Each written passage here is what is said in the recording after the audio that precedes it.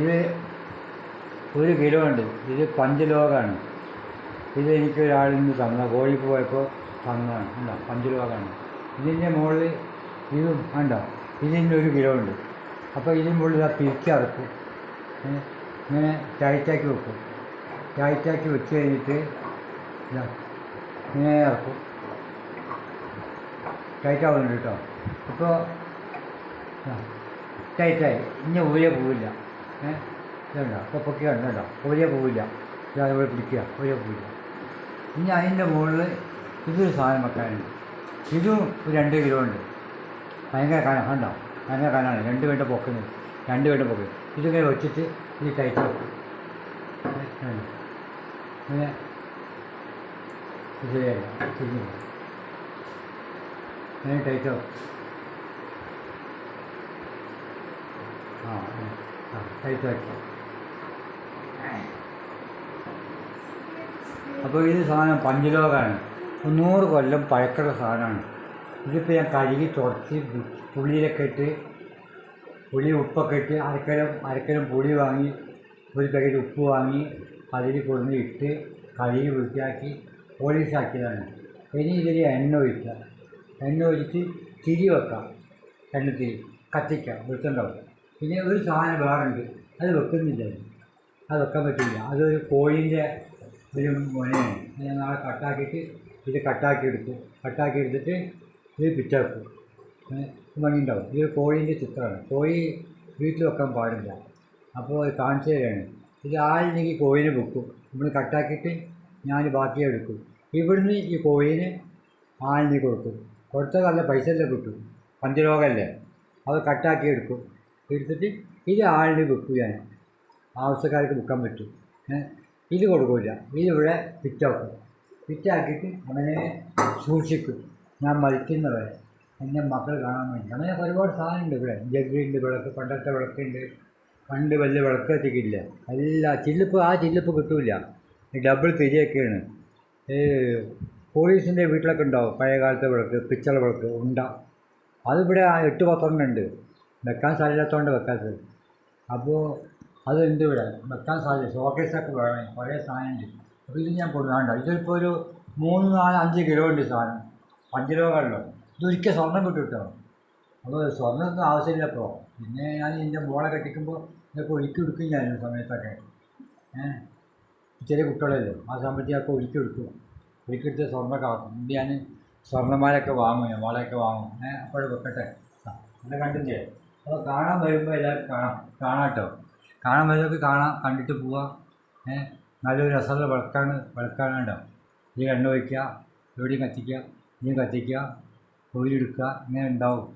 അങ്ങനെ പണ്ടത്തെ കോളാമ്പി ഉണ്ട്, ജഗ് ഉണ്ട്, അങ്ങനെ ഒരുപാട് സാധനമൊക്കെ ഉണ്ട്. എൻ്റെ അടുത്ത് പഴയ സാധനങ്ങളൊക്കെ ഉണ്ട്. അപ്പോൾ എനിക്കെല്ലാം തരുന്നതാണ്, ഫ്രീ ആയിട്ട് തരുന്നതാണ്. ഞാൻ ഒന്നും പൈസ കൊടുത്ത് വാങ്ങില്ല അതൊന്നും. അപ്പോൾ ആൾക്കാർ എനിക്ക് തരും. ഞാൻ ഈ പഴയ സാധനമൊക്കെ കിട്ടുമെന്ന് ചോദിക്കുമ്പോൾ തരും. ആ പൈസ വേണ്ട പറയും. അങ്ങനെ കൊണ്ടുപോയിക്കോളെ, വെച്ചോളെ എന്ന് പറയും. ഇതെനിക്ക് വെക്കാൻ പറ്റില്ല വീട്ടിൽ. ഇതൊരു കോയിൻ്റെ ഒരു രൂപമാണ്. അപ്പോൾ അത് വെക്കാൻ പറ്റില്ല. ഇത് കട്ടാക്കി എടുക്കും. നാളെ വോട്ടല്ലേ. വോട്ട് പോകുമ്പോൾ ഞാൻ കയ്യിലാണ് വോട്ട് ചെയ്യുക കോൺഗ്രസ്സിന്. ഞാൻ കോൺഗ്രസ്സുകാരൻ കേട്ടോ. പിന്നെ പെണ്ണുങ്ങൾ ഞാൻ വോട്ട് ചെയ്യുന്നത് കോൺഗ്രസ്സിനാണ്. അപ്പോൾ എല്ലാവരും നാളെ വോട്ട് ചെയ്യുന്നത് കൈപ്പത്തി അയക്കണം. കൈ കൊണ്ടാണ് ചോറ് വയ്ക്കുക. വണ്ടി ഓട്ടണേ കൈ വേണം. എന്തെങ്കിലും മരം മുറിക്കണേ കൈ വേണം. എന്ത് പണിയെടുക്കുകയാണെങ്കിൽ കൈയില്ലാതെ ഒന്നും ആവില്ല. അപ്പോൾ കയ്യിന് എല്ലാവരും വോട്ട് ചെയ്തോളേ. ജയിക്കും. കൈയില്ലാണ്ട് നമുക്കൊന്നും ആവില്ലല്ലോ. ഒന്നിങ്ങനെ ചൊറിയണമെങ്കിൽ കൈ വേണം. ഒരു മുള്ളുകുത്തിയാൽ എടുക്കണമെങ്കിൽ കൈ വേണം. എല്ലാവരും കൈയില്ലാതെ ഒന്നും ആവില്ല. 10 വിരലും വേണം, കൈയും വേണം. കൈയില്ലാതെ ഒരു പണിക്കും ആവില്ല. തുണി അലക്കാൻ, എഴുതാൻ, ചോറ് തിന്നാൻ, ചായ കുടിക്കാൻ, എന്തെങ്കിലും പണിയെടുക്കണേ, സിമെൻറ്റ് കൂട്ടാൻ, പെയിൻ്റ് അടിക്കാൻ, എല്ലാവരും കൈ വേണം. കൈയില്ലാണ്ട് മനുഷ്യനൊന്നും ഈ ലോകത്ത് ജീവിക്കാൻ കഴിയില്ല. അപ്പോൾ എല്ലാവരും ആത്മാർത്ഥമായിട്ട് കൈയിന് വോട്ട് ചെയ്യുക. ജയിച്ചിട്ട് നമുക്കും തരുമൊന്നുമില്ല അവർ.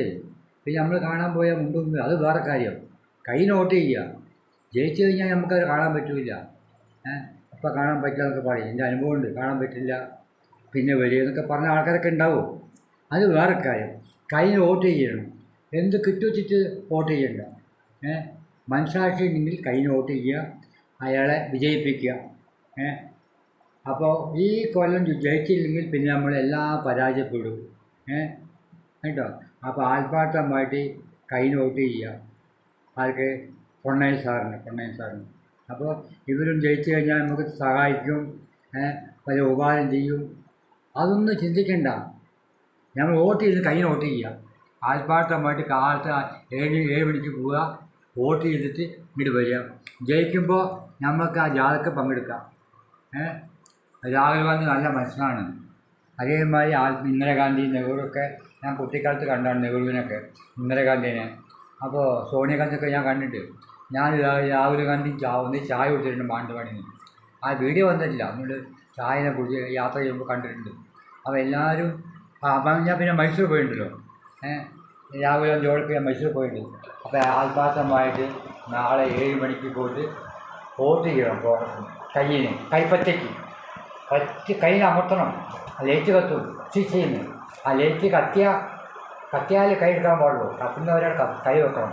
വേറെ ഒന്നിൽ പോയി കഴിഞ്ഞാൽ അവിടെ ഉദ്യോഗസ്ഥന്മാർ പറയണം, ഞാൻ കയ്യിൽ വോട്ട് ചെയ്തു, ലൈറ്റ് കത്തിയില്ല, അപ്പോൾ മാറിപ്പോയി എന്നൊക്കെ പറയണം.